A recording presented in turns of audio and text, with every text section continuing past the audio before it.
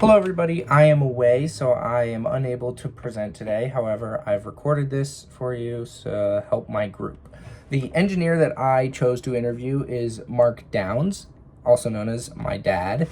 He graduated from Penn State with a mechanical engineering degree. He enlisted in the Air Force. He's worked at Snapper, Black & Decker, and contracted for Ford, Jeep, and Chrysler. He currently works at Aberdeen Proving Ground and is a project manager, and is in charge of power systems in the Army currently. Snapper is a lawnmower company that he used to work for. Black & Decker, I'm sure everyone has heard of their tools and generators and just many workforce items.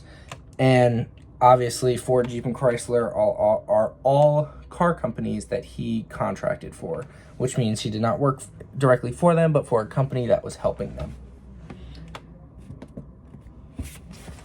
He, at DeWalt Black & Decker, he helped design the first handheld air compressor of its kind.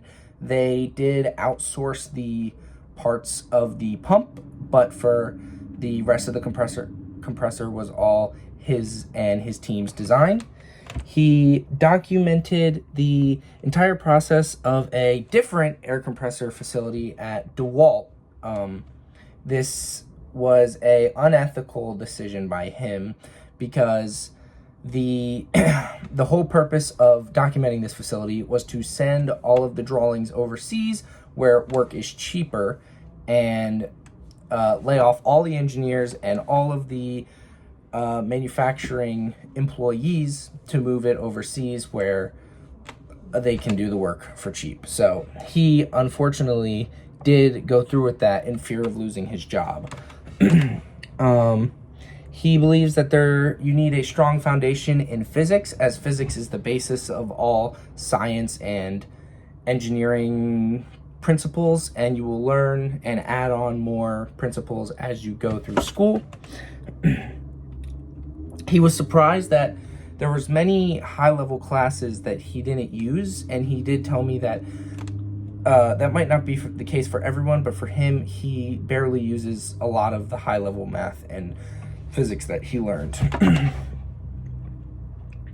He decided to become a mechanical engineer after doing some electrical engineering courses in the Air Force, and he also was truly decided when he thought back to working on his motorcycle, his bicycle, and cars. He currently works for the Department of the Defense, and like I said, he's a project manager. He works 40-hour weeks, and most of his time is spent on meetings or with different facilities and vendors, and by that I mean, what were they called? The occupational facilities and just many different facilities that the project has to go through to get approved by the Army. He worked on, one of the coolest projects that he worked on is a fighting vehicle to replace the M3 Bradley fighting vehicle. That is actually what it is called. And this is a picture of the M3 Bradley fighting vehicle. He and his team worked on it for about 2 to 3 years, but unfortunately the project was scrapped due to it being heavy.